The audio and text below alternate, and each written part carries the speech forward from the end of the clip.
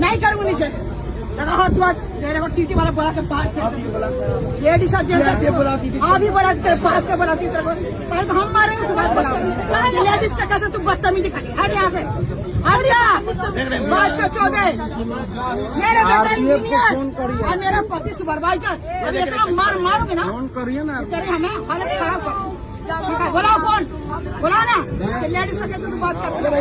बदतमीज निकाल तू निकाल बाहर निकाल